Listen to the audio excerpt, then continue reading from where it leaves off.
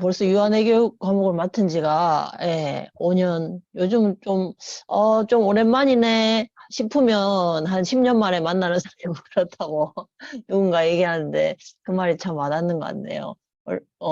촬영을 버벅거리면서 한 지 얼마 안 된 것 같은데, 네, 벌써 5년이 지났고, 또 지금은 놀이지도라는 새로운 과목을 맡아서 이렇게 열심히 교환을 짜고 촬영을 하고 있습니다. 어쨌든, 예, 그, 설 명절 연휴가 얼마 지나지 않은 시점인데, 어, 일상의 컨디션으로 회복은 되셨나요? 이 연휴가 길어지면 생활 리듬이 바뀌면 이게 또 회복하고 적응하는데 시간이 걸리는데, 명절 연휴에 주로 뭐 하셨나요? 우리 예, 함께 하시는 우리 수강생분들 뭘 하셨는지 이게 이제 아구 소통이 많이 먹었어요. 네. 그래서 항상 명절 지나면 다이어트를 해야 된다라고 생각하시는 분들도 많으신데 예, 먹고 자기 좋습니다. 채팅창에 한번 올려봐 주시고요. 저는 어, 오랜만에 좀 여유가 생긴 듯 해서 뭘 했냐면 이걸 했습니다. 잠깐 PT를 한번 보여드릴게요. 예. 이해도가 클수록 이렇게 우리가 원하는 행복한 삶을 살아갈 수 있다라고 생각하기 때문에 이런 PT를 한번 준비해 봤고요. 네. 저는 이걸 했습니다. 이게 뭘까요? 네, 저희 집은 TV가 없고 제가 강의를 많이 다니니까 빔 프로젝트만 있거든요. 그래서 저희 집에 빔 프로젝트 화면입니다. 그래서 빔 프로젝트를 이용해서 이렇게 예, 여기 보시면 이제는 우리 모두에게 익숙한 이 로고가 뭐죠? 예, 넷플릭스. 예, 넷플릭스를 통해서 영화를 좀 많이 보고 했었는데, 제가 이거를 왜 뜬금없이 이 화면을 보여드리냐면, 이게 저희 집 빔 프로젝트 화면인데, 이게 딱 화면으로 봐서는 우리가, 이거 넷플릭스가 있으니까 넷플릭스 앱으로 이 영화를 좀 넷플릭스에 올라와 있는 컨텐츠들을 볼 수 있겠네, 이런 생각을 할 수 있잖아요. 근데 이 보이는 게 이거밖에 없으니까, 그럼 나는 사실은 MBC 드라마를 보고 싶은데, 뭐 SBS 드라마를 보고 싶은데, 이러면 저희 집 TV가 없어요. 그럼 어떻게 보지? 이런 거예요. 그래서 우리가 이제 어떤 스마트 기기를 잘 사용하고 내가 원하는 방식으로 사용하고자 하면 그 스마트 기기에 대한 이해가 필요하잖아요. 그 스마트 기기가 어떻게 작동을 하는지에 대한 그런 이해와 그 적용과 체험이 필요한데 우리가 살아가는 데 있어서 뭐 생각하고 작심삼일이라고 했는데 뭔가 행동의 변화가 일어나고 내 삶을 긍정적으로 바꾸고 감정을 잘 조절하고 이런 모든 것들이 사실 뇌에서 일어나는 작용이잖아요. 네, 동의하시나요? 동의하시면 열심히 끄떡끄떡 해주시면 됩니다. 동의 못하시면 네, 도리도리 해주시면 되고요. 강의 들으시는 동안 예, 이 끄떡끄떡과 도리도리만 열심히 잘 해주셔도 강의에 대한 이해도가 높아질 수 있습니다. 예, 왜 그러냐면 이 목의 컨디션이 특히 뒤쪽 목의 컨디션이 우리 뇌로 가는 혈류량을 굉장히 많이 좌지우지하는 길목이기 때문에 목이 잘 풀려 있으면 내려가는 혈액순환이 잘 될 수 있는 확률이 높아지겠죠. 그러면 뇌에 공급되는 여러 가지 산소, 영양분, 뭐 에너지 이런 것들이 굉장히 공급이 원활하게 되면 뇌 컨디션이 좋아질 수밖에 없다. 그래서 이제 이걸 알면 평상시에 내 목만 잘 풀어줘도 나의 두뇌 컨디션이 좋아질 수 있다. 이런 것들이 이제 내가 그 활용해야 되는 뇌에 대해서 뭔가 기능과 어떤 작동 방식이나 이런 거를 이해하는 거예요. 이해하고 그걸 내 삶에 적용하는 거. 우리가 이제 그런 각도로는 우리 삶을 살아오지 않았잖아요. 뇌는 나하고 좀 친하지 않은 존재였죠. 어떠세요? 나는 일상을 살아가면서 뇌하고 많이 친한 삶을 살았다. 끄떡끄떡. 아니다. 나는 이 뇌교육학과 들어와서 뭐 이런 뇌에 대해서 이야기를 들으니까 이제 뇌라고 하지. 삶을 살아가는 동안은 나의 뇌가 이 눈에 보이지도 않는 이 깜깜한 두꺼운 두개골 안에 있어서 거의 일도 예, 생각하지 않고 살았다. 하시는 분은 도리도리 해주시면 됩니다. 자, 한번 반응. 그러시죠.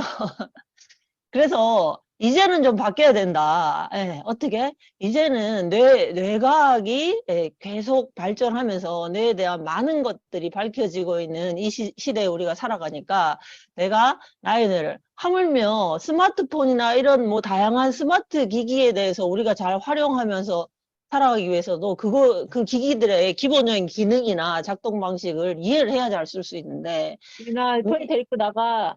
네네. 우리가 우리 뇌를 좀 알아야 되지 않나.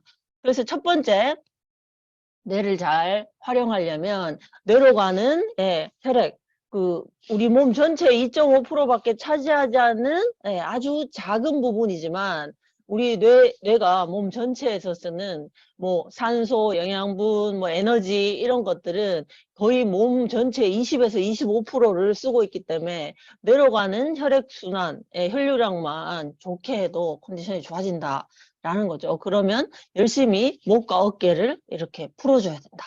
그래서 목과 어깨를 풀면서 그리고 또 아까 체덕지라고 계속 강조하셨잖아요. 우리 편집장님께서 굉장히 고급지고 나이스한 이런 이 어휘로 이렇게 앞에 말씀을 해주셨는데 저는 다 제가 지금 말씀드릴 내용도 다 일맥상통한 그 내용인데 저는 좀 심플하고 쉬운 일상에서 공감하기 쉬운 그런 단어들로 편하게 한번 풀어볼까 합니다. 그래서 체덕지라고 하셨으니까 일단 몸을 움직이는 것에서부터 모든 변화가 시작된다는 거잖아요. 그래서 내가 결국은 모든 사람들이 방법론적으로는 다를 수 있으나 모든 사람들이 추구하는 목표는 결국은 뭐예요? 다 행복한 삶을 영위하고 싶은 거잖아요. 그래서 아이한테 뭐 대구 같은 경우에는 강남이라고 생각되는 것이 수성구 범호동이에요. 그럼 이제 약간 살짝 떨어진 경산시 같은 곳에서도 이 유치원 유아 시기부터 뭐 한 달에 뭐 이렇게 100만 원, 150만 원을 들여서 영어 학원에 보낸다든지 영어 유치원에 보낸다든지 이런 일들이 아직 현실에서 일어나고 있거든요. 예, 문자 학습을 법적으로 금지해 놓은 여러 선진국이 있는데 반해서 우리는 아직도 5살, 6살밖에 되지 않은 한참 몸을 움직이면서 뇌를 발달시켜야 되는 시기 아이들을 인지학습, 그것도 영어 학습에 노출해서 많은 돈과 그다음 시간을 투자하면서 이렇게 아이들을 잘 교육한다라고 생각하고 교육을 하고 있는 그런 일이 비일비재하게 일어나고 있어요, 주변에. 아직도. 예. 제가 깜짝 놀라거든요. 아직도 영어 유치원에 이렇게 보내나? 이런 생각을 현장에서는 많이 하는데, 어쨌든, 그렇게 하는 모든 부모님들도 왜 그렇게 하겠어요? 그렇게 하는 것이 내 아이가 행복해질 거라는 그런 착각 때문에 그렇게 하시는 거잖아요. 예. 그래서 방법론적으로는 다 다를 수 있지만 모두가 행복한 그 삶을 원하는 건 똑같다라고 생각되는데 그러면 우리가 행복하려면 행복이라는 건 결국 뭔가 뇌과학적으로 그런 부분에 대해서 일단 알아야 제대로 된 행복감을 느끼고 행복을 추구하면서 살 수 있지 않을까 이런 생각을 한번 해봅니다. 그래서 행복이라는 것에 대한 신경과학적인 이야기들을 뭐 다 아시겠지만 그래도 한 번만 더 정리를 해본다면 우리 모두 이런 뇌를 가지고 있죠? 뇌는 수많은 이런 뇌세포로 이루어져 있고 이 뇌세포는 어떤 식으로 반응을 하냐 하면 이렇게 뇌세포가 생겨 있으면 어떤 정기적인 신호가 자극이 오면 어떤 정기적인 수준이 이렇게 역치로 넘어가면 이 자극이 이런 뇌세포의 반응을 일으켜서 이렇게 축색 돌기를 타고 쭉 가서 다음 뇌세포에 전달되면서 정기적인 스파크가 팍팍팍 일어나는 거예요. 그럼 이 뇌세포와 뇌세포 사이에 연결되는 이 구조를 시냅스라고 하고 요 시냅스의 요 공간에서는 신경 전달 물질, 우리가 흔히 호르몬이라고 알고 있는 그런 화학적인 현상들이 일어나는 거잖아요. 그래서 그런 화학적인 현상들에 의해서 우리가 기쁨을 느끼기도 하고 슬픔을 느끼기도 하고 어떤 아이디어가 생각나기도 하고 하는 게 이 신경과학적인 기제잖아요. 그렇다면 이 원리를 알면 그러면 내가 내 스스로 어떤 그 시냅스라는 구조에 내가 더 기분 좋고 행복할 수 있는 신경 전달 물질을 어떻게 하면 더 많이 분비할 수 있을까? 이런 측면으로 생각해 볼 수 있는 거잖아요. 예. 그러시면 끄떡끄떡. 뭔 말인지 모르겠다. 도리도리 이렇게 하시면 됩니다. 네.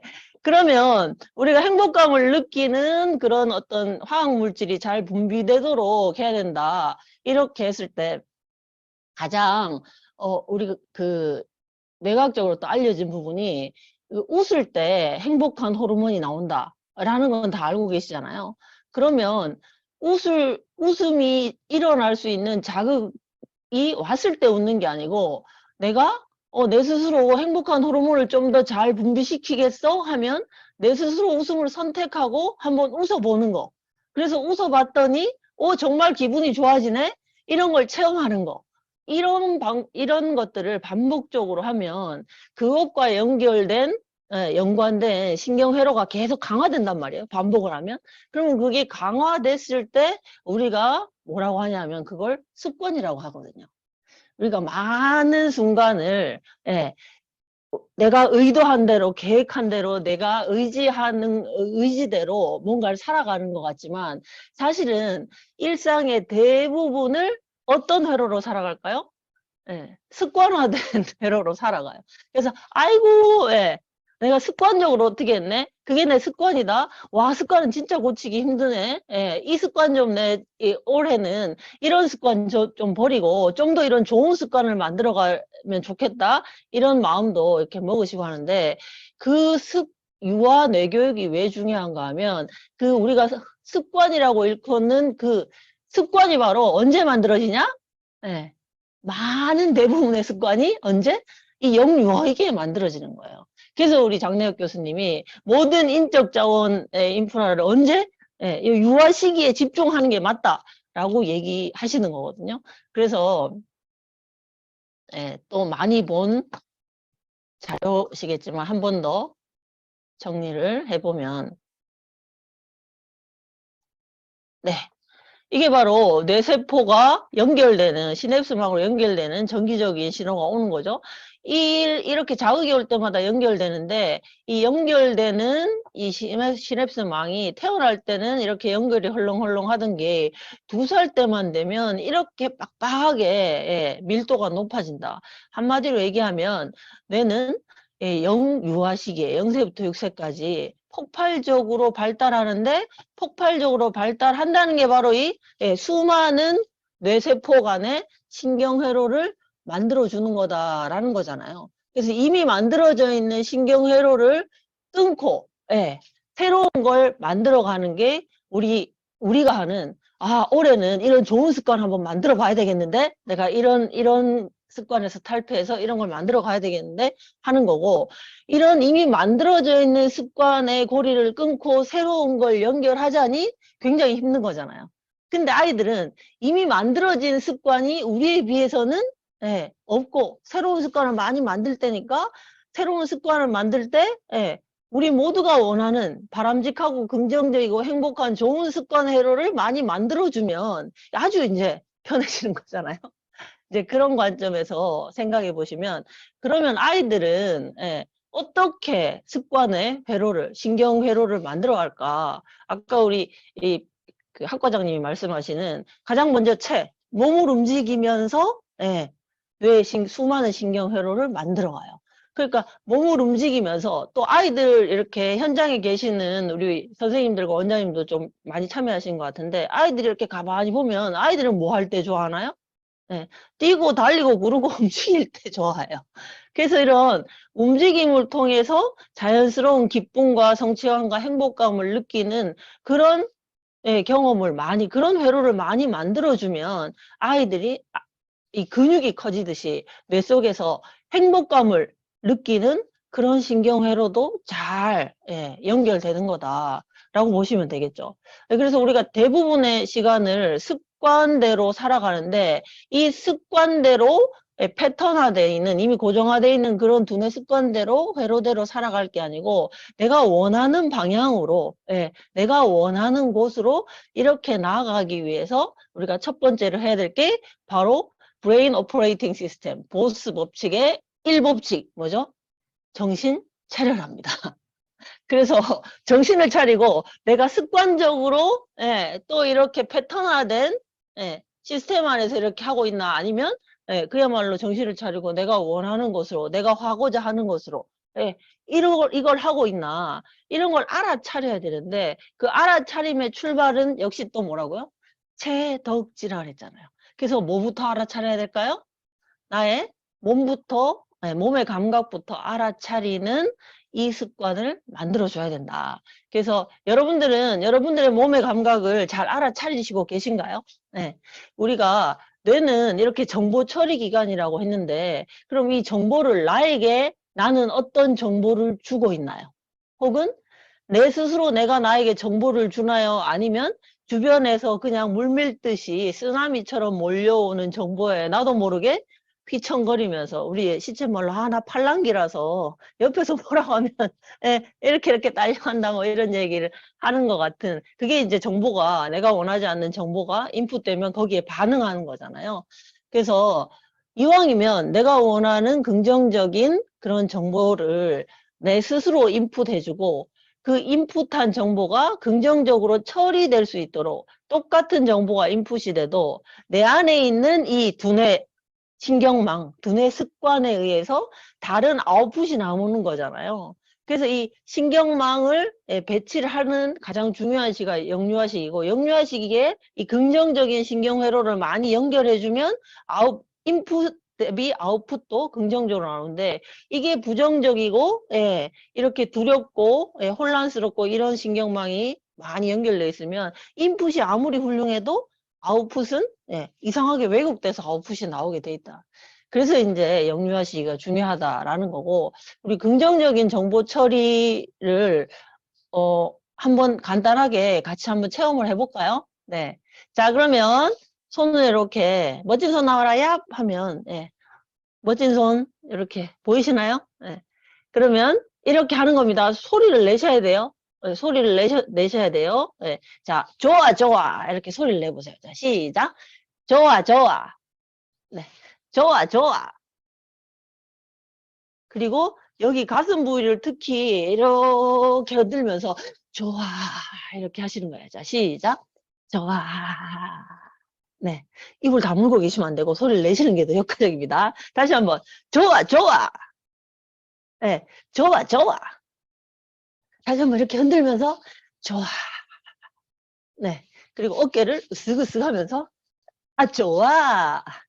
좋아. 좋아. 하시는 거예요.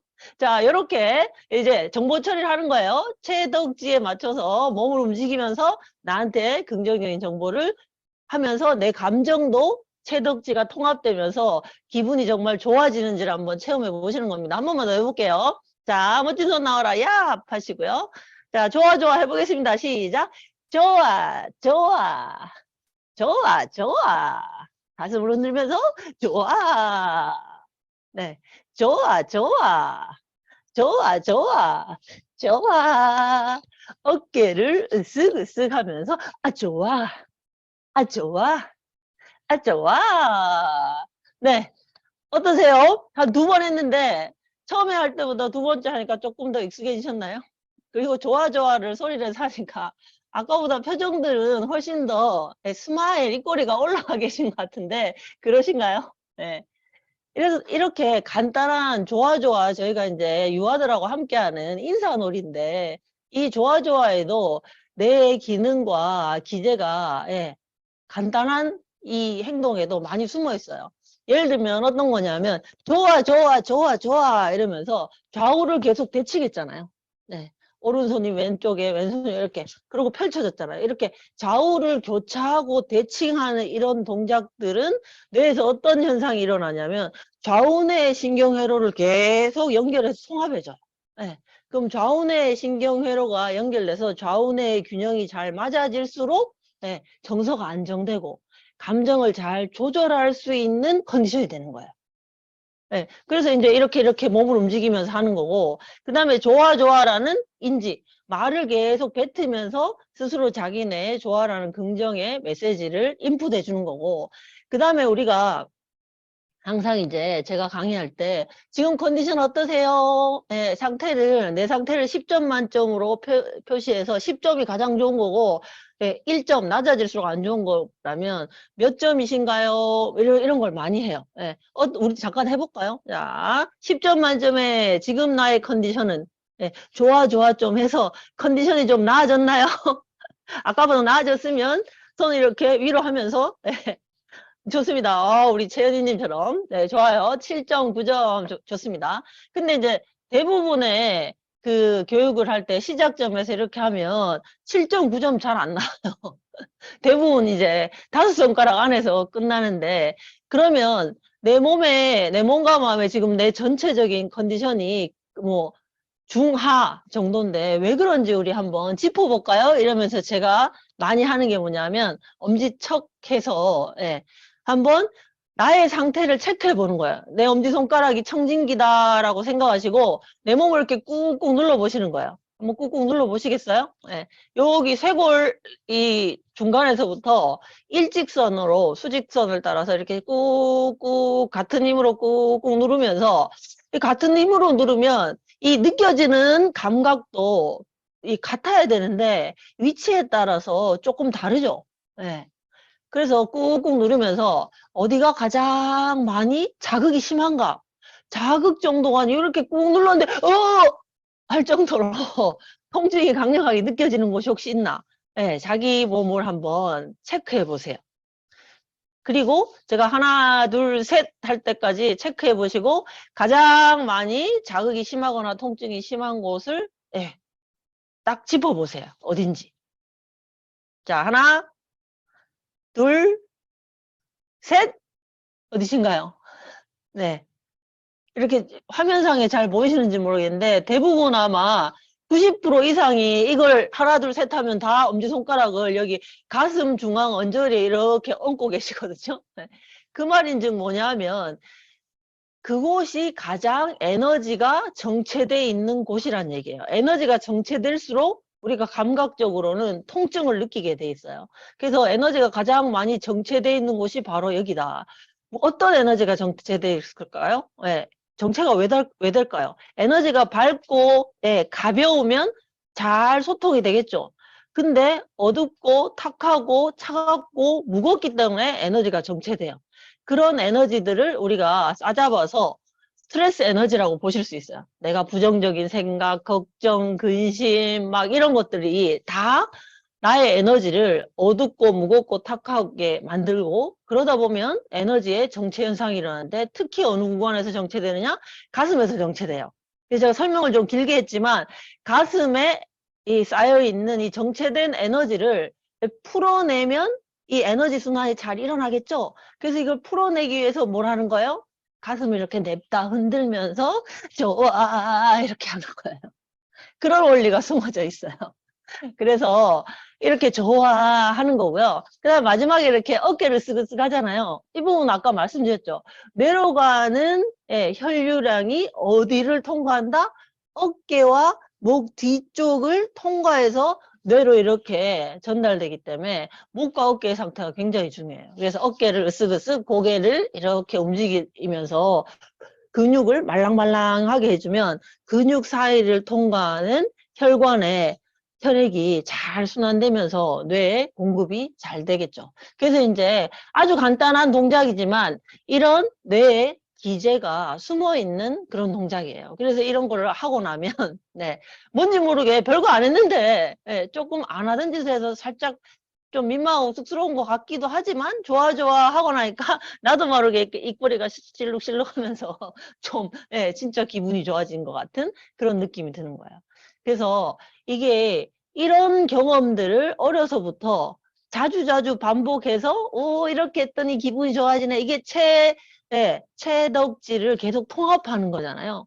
신체 정서 인지를 계속 통합하는 그런 뇌로를 만들어주는 거니까 이런 경험들을 많이 해서 뇌에 습관화한 이런 아이들은 나중에 컸을 때 좋은 대학을, 예, 나오지 못해도 남들보다 더 많은 돈을 가지지 않아도, 예, 자기 스스로의 자기 삶을 매 순간, 예, 행복한, 예, 기분 좋은 긍정적인 선택을 할 수 있는 굉장히 중요한, 예, 재능, 습관이 만들어져 가는 거다.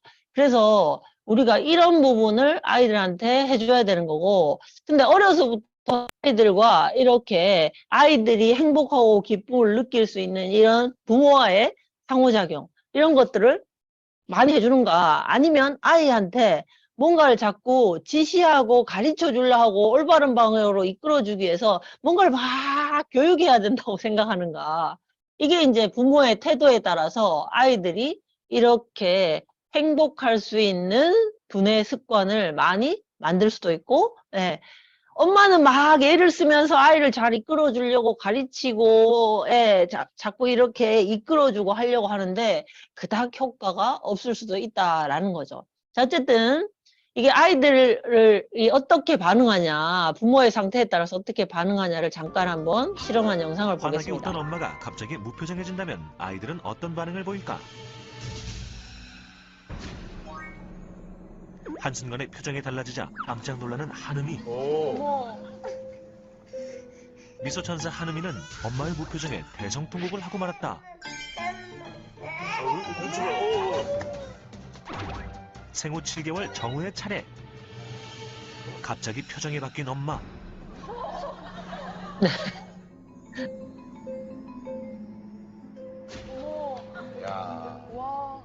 눈을 마주치지 못하고 불안한 눈빛.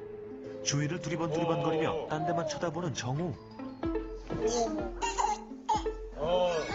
꼼짝도 하지 않는 엄마의 모습에 온몸으로 울어버린 정우. 마지막으로 연우의 반응을 살펴볼 시간. 즐겁게 웃으며 장난을 치다 순식간에 표정이 급변하는 엄마. 연우는 정말 괜찮은 걸까? 그러나 손에 들고 있는 장난감도 던져버리고 다른 곳으로 시선을 돌리는 연우. 불편한 거야. 결국 터져버리고만 연우의 눈물샘. 똑같이 엄마의 웃는 표정에는 잘 놀다가 찡그린 표정을 지었을 때 모두 눈물바다가 됐다. 아이들의 보다 정확한 반응 체크를 위해 아, 네, 죄송합니다. 시각배랑 실험을 준비. 두 개의 책상 사이에 요리를 놓아 낭떠러지처럼 보이는 장치를 세팅. 시각배랑 실험은 엄마가 한 번은 무표정으로 아이를 부르고 또 한 번은 즐겁게 웃으면서 부른다. 시각배랑의 한음이 도전.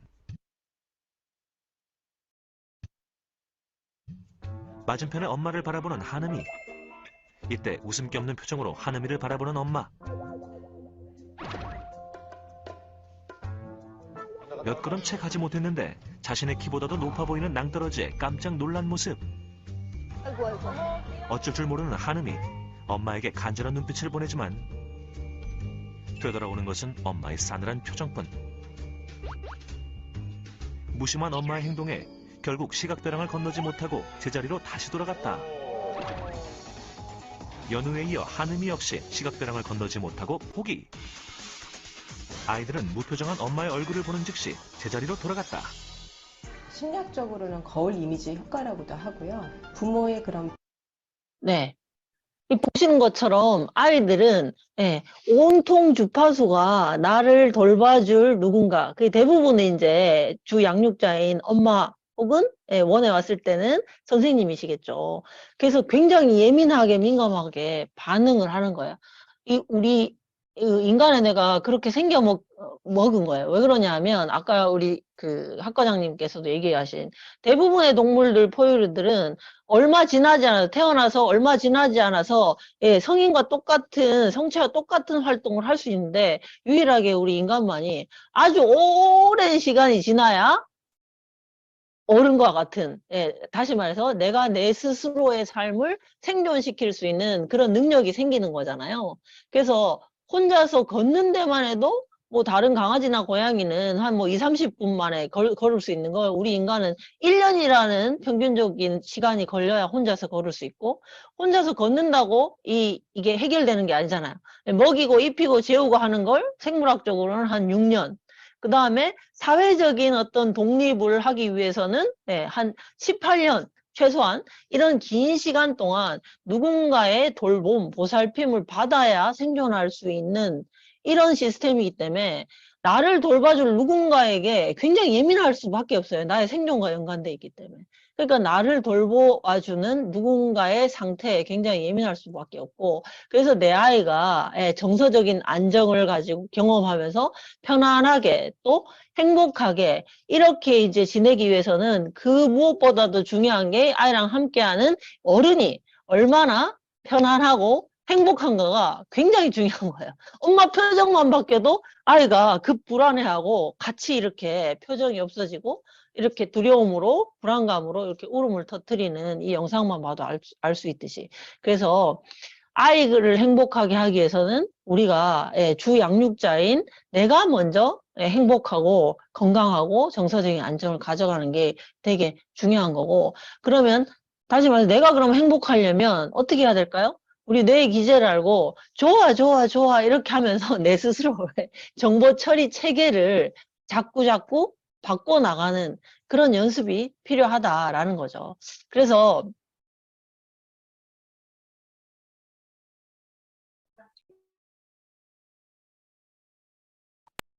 우리가 어떨 때 가장 행복한지를 생각해 보면 사람마다 행복감을 느끼는 순간은 조금씩 다르겠지만 우리 모두 이렇게 음악을 즐기면서 따뜻한 햇살 아래 이렇게 자연과 함께 띵까띵까 하면서 여유 있게 놀 때 행복하잖아요. 모두 다 공감할 수 있는 행복. 맞으신가요? 네, 누구는 책 읽을 때 행복하고, 누구는 뭐 영화 볼 때 행복하고 할 수 있지만, 우리 여유 있게 자연에서 따사로운 햇빛 아래서 음악을 듣거나, 혹은 내가 뭐 연주할 수 있는 악기를 이렇게 띵가띵가 하면서, 한마디로 놀 때 우리 모두는 행복감을 느끼게 돼 있어요. 네, 맞으시면 끄떡끄떡. 동의하시면 끄떡끄떡. 네. 근데 우리는 이 노는 거에 대해서 굉장한 뭔가 불안감이라든지, 아, 이렇게 놀기만 해도 될까라는 이런 그 초조함이라든지, 이런 걸 가지고 있어요. 동의하시면 또 끄떡끄떡. 왜 그럴까요?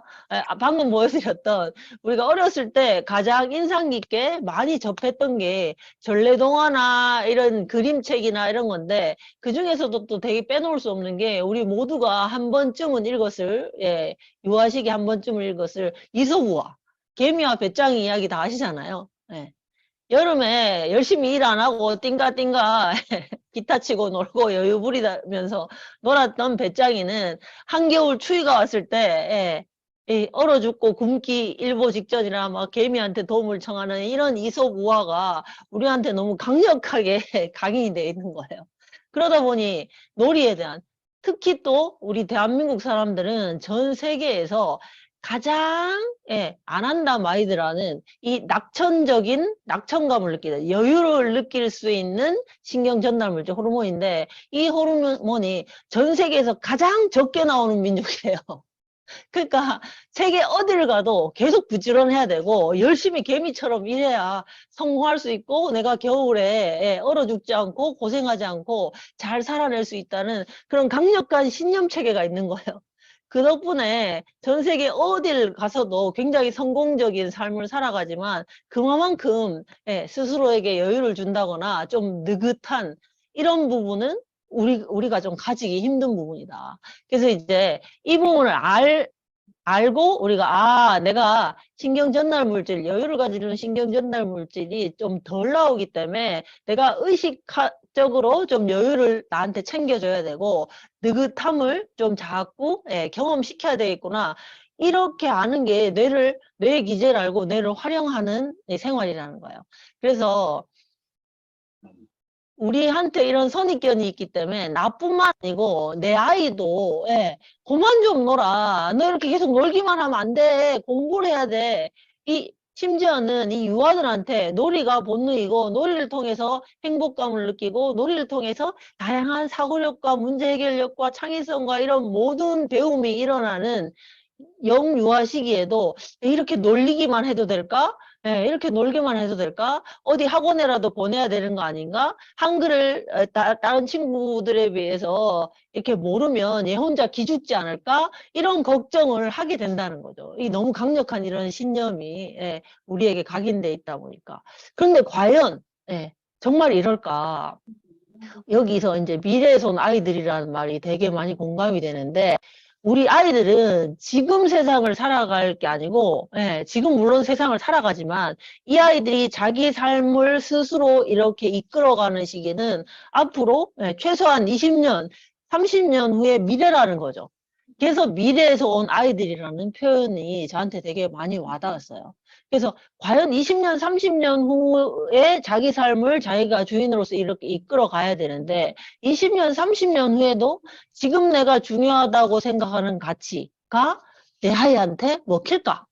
네, 내 아이가 살아가는 20, 30년 후의 세상에도 통할까? 이런 관점으로 우리가 교육의 방향성을 좀 잡아 나가야 되지 않을까? 이런 생각을 해보는 거예요. 근데 지금 세상이 변화하는 속도를 보면, 예, 한 20, 30년 후에는 지금 우리가 몇 차 산업혁명 시대를 살고 있다고 알고 계세요? 자, 손가락으로 한번 표시해 볼까요? 몇 차? 예. 그죠, 4차. 이거 다 알아요, 우리. 예. 아, 그래서 내가 전에 어렸을 때는 3차였구나, 이런 걸 제가 알았거든요. 지금이 4차라는 걸 알게 돼서. 근데 그러면 20, 30년 후에도 계속 4차일까? 예. 20, 30년 후에는 또 새로운 세상의 패러다임이 나타나서 또 우리가 상상도 못하는 5차 산업혁명 시대로 바뀌어 있지는 않을까? 이런 생각 한번 해보셨나요? 그게 충분히 타당성이 있는 게 1차, 2차, 3차 산업혁명이 변화되는데 걸린 시간은 다 거의 근 100년, 한 세기를 걸쳐서 변화했어요. 근데 3차에서 4차로 변화되는 거는 50년밖에 안 걸렸어요. 100년 동안 꾸준히 걸리던 이런 세상의 패러다임이 3차에서 4차 변할 때는 50년으로 반으로 확 줄은 거예요. 네, 그럼 이런 패턴과 이런 이 변화라면 4차에서 5차 변하는 것도 어떻게 될까요? 50년이 아니라 2, 30년을 확 준다는 얘기예요. 그러면 내 아이가 살아갈 미래는 내가 지금 겪고 있는 혹은 내가 과거에 경험적으로 알았던 그런 모든 삶의 상식과 이런 그게 패턴이 확 변화될 거란 말이죠. 그래서 부모가 내가 아는 경험으로 내가 중요하다고 생각하는 걸로 아이를 가르치면 내 아이의 미래를 도둑질하는 것이다 라고까지 표현한 교육학자도 있는 거거든요. 그래서 우리가 그러면 거꾸로 이렇게 한번 생각해 보면 돼요. 내 아이가 지금 미래에서 왔다고 생각하면 그거를 공감하려면 내가 지금 과거로 한번 간다라고 생각해 보는 거예요. 그럼 미래에서 내 아이가 지금 겪는 거랑 내가 과거에 가서 겪는 거랑 이렇게 공감할 수 있잖아요. 그럼 지금 세상의 변화 속도를 보면 한 세기가 이 산업혁명 패러다임이 변한 거니까 내가 과거로 가면 한 2, 300년 전으로 가야 내 아이가 체감하는 이 삶의 패턴의 변화일 거란 말이에요. 그럼 2, 300년 전으로 간다면 나는 어느 시기에 지금 떨어져 있는 거예요? 이 영유아 시기를 보내는 거예요? 2, 3만 년 전에는 우리나라가 조선시대였잖아요. 그럼 예를 들면 조선시대에 영유아들을 이게 뭐가 중요하고 뭘 가르쳤어요? 뭐 집신 신는 법을 가르친다든지 아니면 뭐 천자문을 가르친다든지 이런 거 이게 남존여비 뭐 이런 여러 가지 이런 상황들이 있을 거란 말이에요. 그럼 그때 배운 그런 것들이 삶의 지식들이 물론 근본적으로 변하지 않는 사람이 살아가는데 필요한 가치관이나 철학이나 이런 건 있겠지만 그때 이런 여러 가지 툴로서 어떤 기술로서 배웠던 것들이 지금 이 시대에는 필요하냐는 거죠. 집심 삼는 거 이거 안 필요하잖아요. 그럼 마찬가지다 우리 아이들도 이 세상의 패러다임이 변해가는 이 시기에 바뀌어갈 아이들에게 내가 지금 가치 있다고 내 경험을 토대로 중요하다고 생각하는 그런 것들을 과연 가르쳐줄까라는 질문을 스스로에게 우리 해봐야 된다라는 거죠. 자, 그러면 한번 볼게요. 이게 지금 뭐냐면 아마존의 물류 전 세계 얼마나 많은 물류가 이동이 돼야 되겠어요. 전 세계에. 근데 아마존의 물류 창고에 보면 이 키바라는 AI 로봇만 있어요. 그래서 이런 AI들이 이 물류 시스템을 다 다 이동하고 이렇게 하고 마지막 멈추고 가는 데서만 직원들이 사람들이 멈추고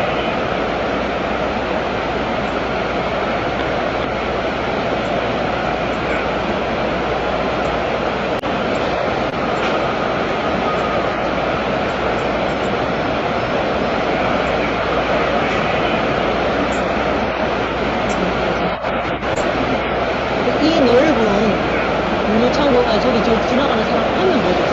다 기계가 지나가고 있고 여기 또 하면 뭐죠?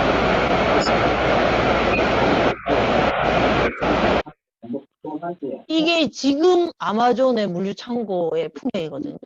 그럼 앞으로는 이런 게 이제 너무나 당연한 모든 분야에서 사람이 해야 되는 노동이 다 기계로 넘어갈 거라는 건 우리가 다 예측할 수 있잖아요.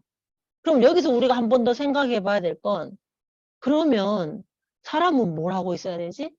인간은 뭘 하고 있어야 될까에 대한 질문을 한번 해봐야 되는 거예요. 네.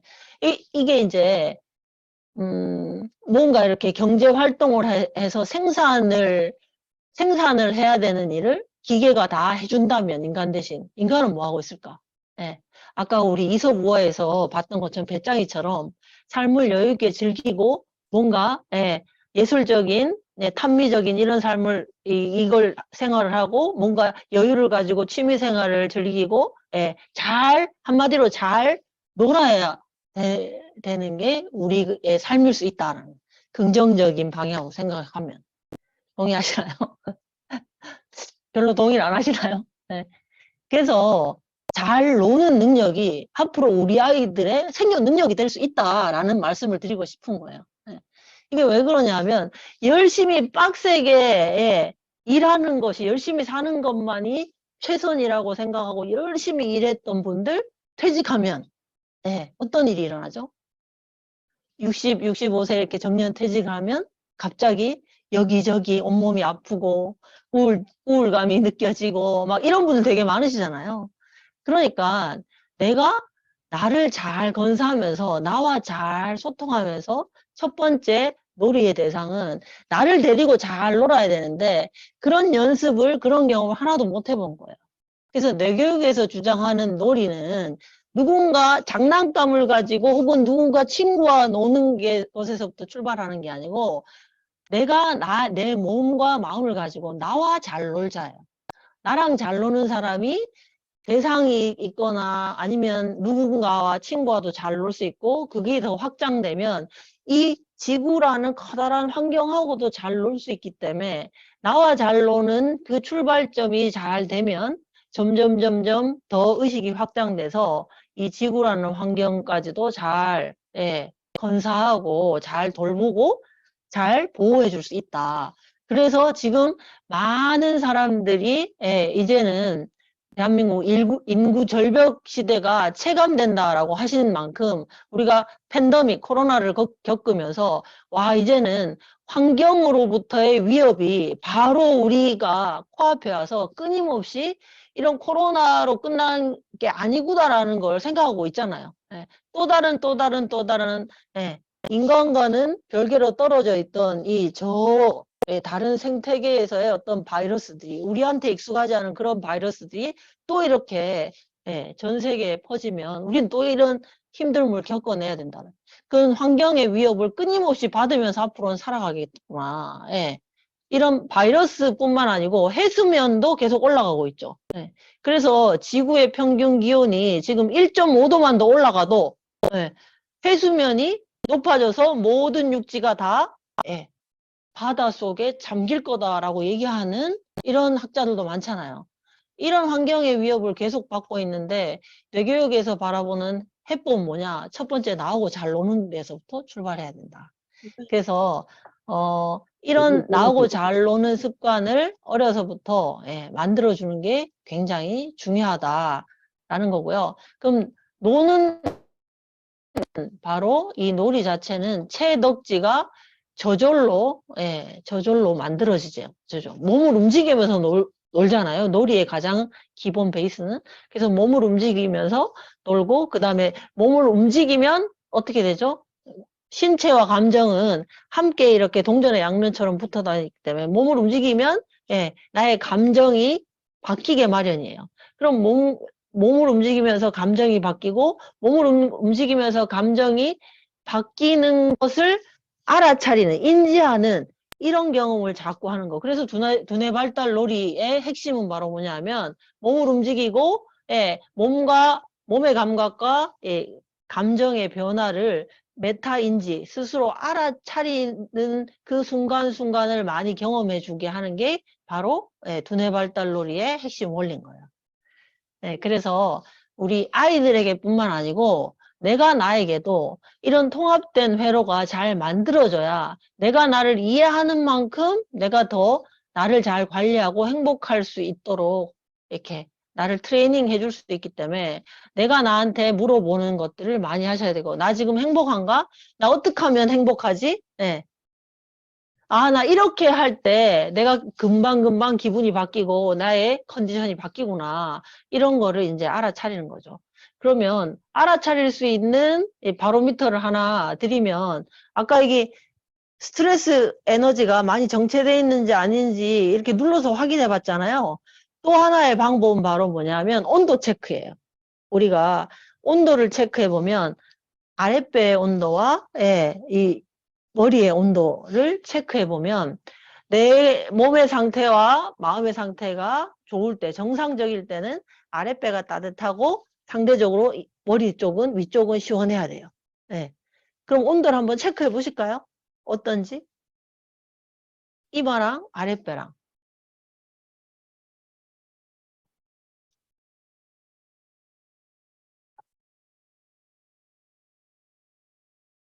네.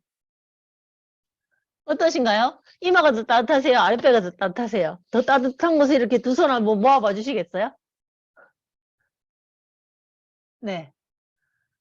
자, 그러면 퀴즈 드립니다. 퀴즈 나갑니다. 이마가 따뜻한 게 좋을까요? 아랫배가 따뜻한 게 더 좋을까요? 나의 상태가.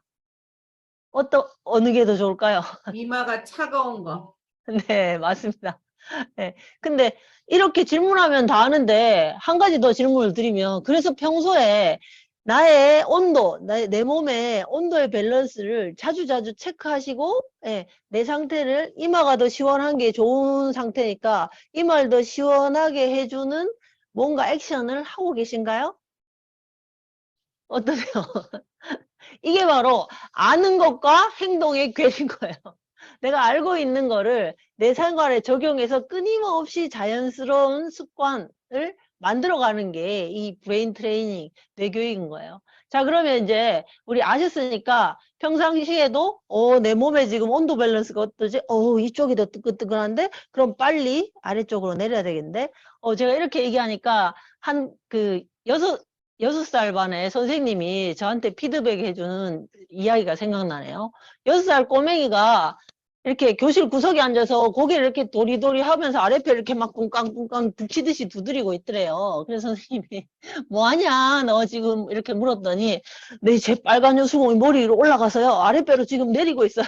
이러면서 아랫배를 이렇게 두드리면서 고개를 도리도리 흔들고 있다라는 거죠. 이게 바로 뭐냐 하면 아이들은 이미 알려준 거를 체험을 몇 번만 해도 그걸 딱 내 삶에 습관화된 회로로 만들어서 내 삶에 적용시킨다는 거예요.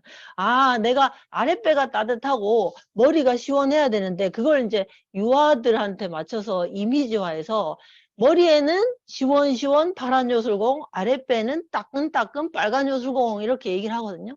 그러니까 아랫배는 빨간 요술공, 머리는 시원시원 파란 요술공이 반짝거려야 내가 몸도 마음도 편안하고 기분도 좋아지는데 자꾸 머리가 뜨끈뜨끈한 것 같으니까 내 스스로 어떻게 아랫배를 뚱땅뚱땅 두드리면서 고개를 살랑살랑 흔들면서 이렇게 하는 걸 실천하고 있다는 거죠.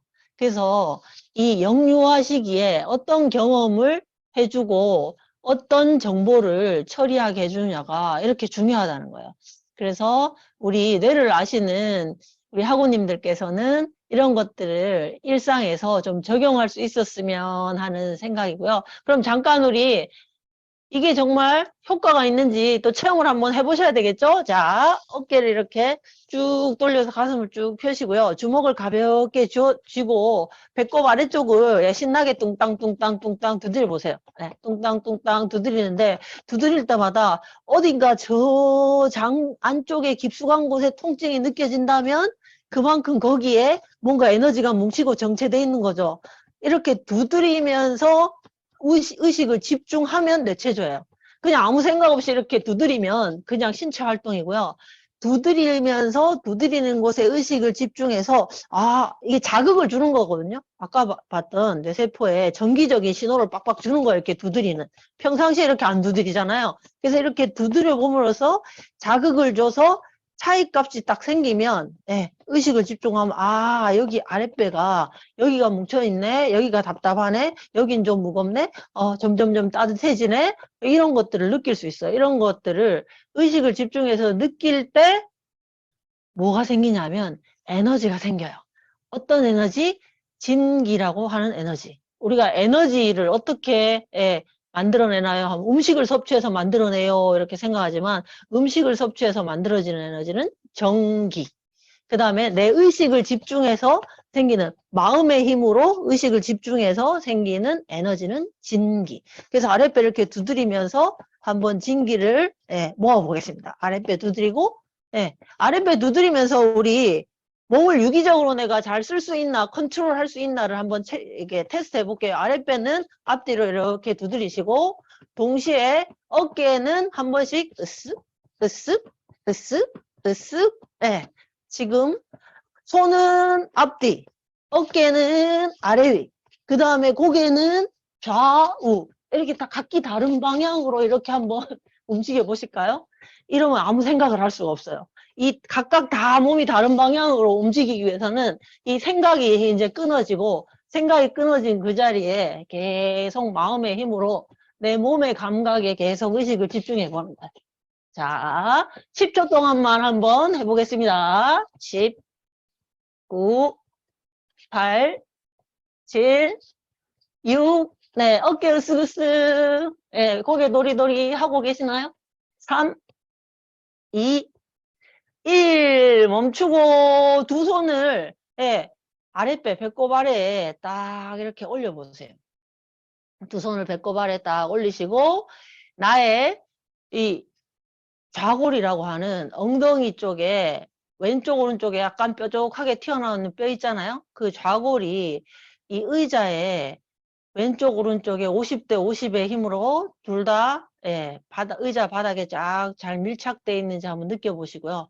그 다음에 올라와서 내 손이 따뜻해졌는지 따뜻한 손이 내 아랫배에 올려져 있어서 내 아랫배도 점점점 따뜻해지고 있는지 한번 느껴보시고 자, 더 올라가서 척추가, 그 꼬리뼈에서부터 척추가 수직으로 잘 세워져 있는지도 몸을 관찰해 보시고, 턱과 어깨는 편안한지도 한번 관찰해 보시고, 자, 내 머리끝 정수리를 누군가가 위에서 쭉 잡아당기면서 내 몸이 더, 바르게 세워지는지 느껴보시고, 자, 좋습니다. 이제 천천히 아랫배가 풍선 부풀어 오르듯이 숨을 들이마시면 아랫배가 풍선처럼 빵빵해지고 천천히 숨을 내쉬면 아랫배가 등 뒤쪽으로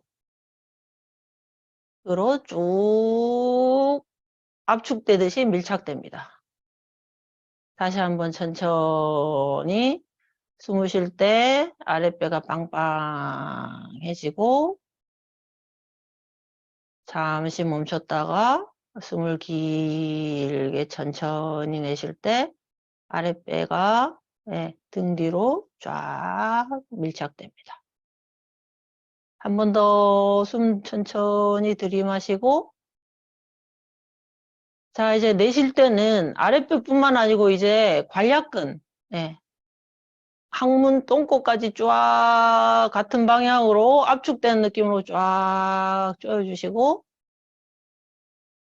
자 이제 천천히 멈추시고 가만히 3초 정도만 내 아랫배에서 느껴지는 온도감, 이 어떤 변화가 있는지 한번 체크해 보십니다.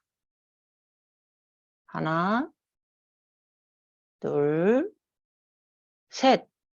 자, 이제 아랫배 쓰담쓰담 시계 방향으로 쓰담쓰담 돌려주시고, 눈 뜨시고. 자, 잠깐 우리 집중해서, 의식을 집중해서 진기를 한번 모아봤는데요. 이렇게 잠깐 해보시니까 하고 난 다음에 지금 느낌 어떠신지 채팅창에 한번 올려봐 주실래요?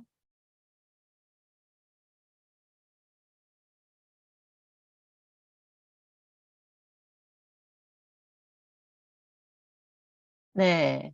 우리 박혜님, 정상이시네요. 축하드립니다. 네. 아랫배가 좀 따뜻해지셨어요? 네. 그래서 이제, 아랫배가 따뜻할 때 내 상태가 좋은데 자꾸 머리가 뜨끈뜨끈해지네? 네. 이런 거를 알아차리시는 것부터 시작하셔서, 그러면 이 알아차리셨으면 그 다음에 뭐 하면 돼요? 지금 방금 한 것처럼 이렇게 내가 내 스스로의 몸의 상태를 변화시킬 수 있어요. 그럼 몸의 상태가 변화되면 뭐도 같이 변한다고요? 감정의 상태도 변해요. 이렇게 잠깐 몸을 움직이고 아랫배 집중해서 잠깐 했는데 하고 나니까 뭔지 모르지만 조금 더 안정이 되고 편안해진 느낌 드시나요? 네. 그래서 이런 감각을 누구나 느낄 수 있는데, 이렇게 하면 느낄 수 있는데, 우리가 이런 습관이 안 들어져 있는 거예요. 왜? 어려서 안 해봤기 때문에. 근데 이런 거를 아이들의 일상에서 계속 경험하게 하면 아이들은 이게 자연스러워진다. 내 삶이 된다. 그래서 영유아시기가 중요하다라는 거고요. 자, 그리고 또 하나, 영상 마지막으로 한번 볼게요.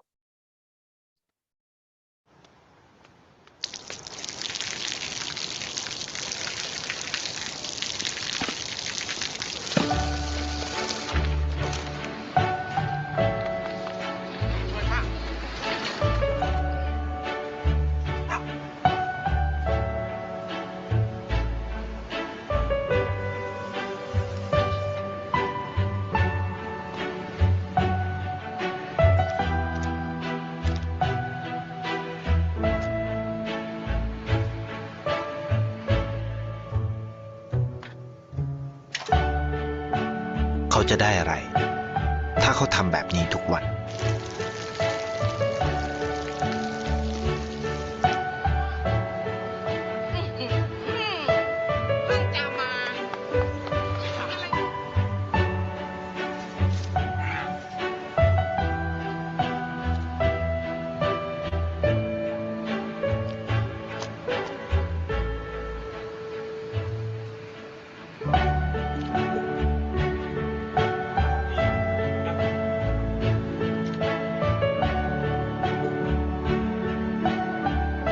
เขาจะไม่ได้อะไรเลย ไม่ได้รวยขึ้น ไม่ได้ออกทีวี ไม่มีใครรู้จัก ไม่ได้มีชื่อเสียงที่มากขึ้น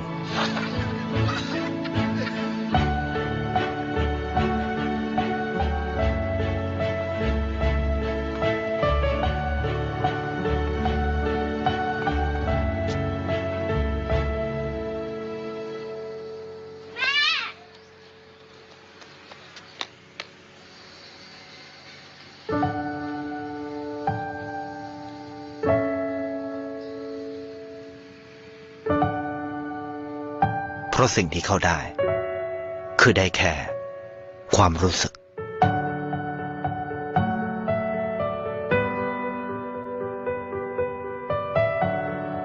ได้เห็นความสุข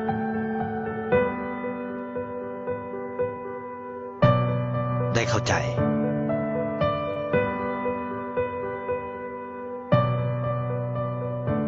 ได้ความรัก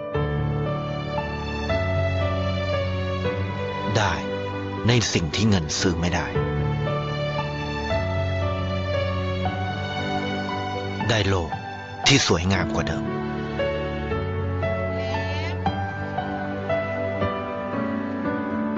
ใน ในชีวิตคุณ อะไรคือสิ่งที่คุณต้องการมากที่สุด ไทยประกันชีวิต 네, 이 영상 보시니까 어떠세요? 영상의 상태가 좀 뚜둑 끊기고 이러면 잘 전달이 안 될 수도 있는데, 네, 이겁니다. 내 삶의 중심 가치가 무엇이냐에 따라서 똑같은 상황과 똑같은 현상에서도 다르게 반응하고 또 나의 중심 가치에서 내가 매 순간 선택을 하게 되기 때문에 아이들에게, 또 아이들뿐만 아니고 나 역시 내 삶의 중심 가치가 무엇인가에 대한 그런 질문, 이런 것들을 돌아보는 이런 순간과 이런 질문들이 있어야만 내가 진정으로 행복할 수 있는 그런 힘이 생기지 않을까, 그런 정보 처리력이 생기지 않을까. 그래서 제가 얼마 전에 어떤 이렇게 강의를 들어갔는데 이제 사업적인 무슨 강의를 한 곳에 들어가서 들었는데 강사분이 꿈이 있습니까? 이렇게 물어보는 거예요. 어떤 사람들의 내적인 동기부여를 시키려면 우리 뇌교육에서도 뇌가 가지고 있는 무한한 잠재력을 깨우는 열쇠가 바로 뭐냐? 꿈과 목표. 뇌는 이렇게 한 곳에 방향성을 주면 그 방향성을 계속 이렇게 인식하면 그걸 향해서 그걸 이루기 위해서 내 안에 나도 몰랐던 수많은 잠재 능력이 한마디로 뇌 세포가 그쪽을 향해서 쫙 일렬로 바라보게 되면 뇌가 가지고 있는 잠재력이 폭발해서 내가 원하는 어떤 이런 현상들, 기적 같은 일들을 이루어낼 수 있다라고 이야기를 많이 하거든요. 그래서 뇌교육에서도 꿈과 목표에 대해서 나의 아이들한테도 이렇게 꿈 마이크라고 하면서 내가 좋아하는 거, 내가 잘하는 거, 나는 이런 사람이 되고 싶어요. 이런 것들을 하는 시간들을 가지긴 하는데 그래서 이제 동기부여를 하기 위해서인지 꿈이 있습니까? 라고 사람들한테 물어보더라고요. 그래서 저한테도 꿈이 있으신가요? 라고 물어보길래 네, 있습니다. 당연히. 꿈이 뭔가요? 이렇게 물어보시길래 세계평화입니다. 이렇게 얘기를 했거든요. 그랬더니 되게 의외의 대답이셨나 봐요. 그래서 저한테 제가 세계평화입니다. 이렇게 하니까 저한테 그걸 당신이 이룰 수 있나요? 이렇게 질문을 하시더라고요. 그래서 제가 그 세계 평화를 이루어 나가는데 그냥 일조하고 있습니다라고 웃으면서 얘기를 했는데 여기서 우리가 생각해 봐야 될 게 여러분들도 꿈이 있으신가요? 꿈은 내가 혼자서 이루는 거라고 생각하시나요? 어떠세요? 당신이 세계 평화를 이룰 수 있습니까? 라는 질문을 하셔서 제가 오히려 당황했어요. 꿈이라는 건 절대로 나 혼자 이루는 게 아니잖아요. 내가 혼자 이뤘다고 착각할 수는 있지만 그 안에 그 과정들을 통찰해 보면 수많은 사람과 수많은 어떤 이 상황들이 내 꿈을 이룰 수 있도록 함께 도운 거잖아요. 그렇다면 내 꿈이 아니고 우리의 꿈이고 나만 좋은 꿈을 꾸는 사람은 나쁜 사람이잖아요. 나쁜인 사람이 나쁜 사람인 거잖아요. 그래서 우리 모두가 함께 꾸는 꿈, 함께 조화로운 세계가 평화로워지면 그 세계에 살고 있는 나도 당연히 평화로워지는 거잖아요. 그래서 저는 제 꿈이 세계 평화입니다라고 얘기를 한 거거든요.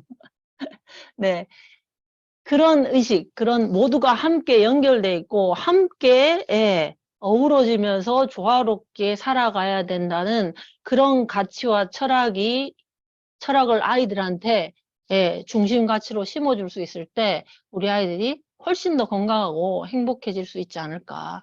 그게 바로 우리 뇌교육의 뿌리인 거예요. 우리 조상님들의 철학과 뿌리인 홍익인간, 모든 생명을 조화롭게 함께 공생하는 것이 우리 삶의 목표이자 삶을 살아가는 방향이 되어야 된다라고 믿고 있었던 우리 선조들의 그 지혜가 바로 뇌교육의 가장 기본적인 뿌리, 정신과 철학을 이루는 거다. 그래서 우리 모두가 이런 공생의 철학으로 아이들이 행복할 수 있는 그런 가치관과 행복할 수 있는 마음의 근육들을 잘 키워주실 수 있으면 좋을 것 같습니다. 그럼 아이들에게 키워주기 위해서는 먼저 누가? 네, 나부터 그런 행복의 근력을 많이 단련시키면 행복의 근력을 단련 어떻게 시켜요? 채덕지로 몸을 움직여서 몸에 있는 습관부터 변화해서 우리 정보 처리의 패턴을 바꿔서 행복을 선택하고 창조할 수 있는 그런 우리가 됐으면 합니다. 오늘 중간에 제가 막 마음이 급했는지 좀 버벅대고 이런 것 같은데 너그러운 마음으로 이해해 주시고 함께 했던 즐거운 그런 기억들만 많이 가져가셨으면 합니다. 늦은 시간까지 수고 많으셨습니다. 감사합니다.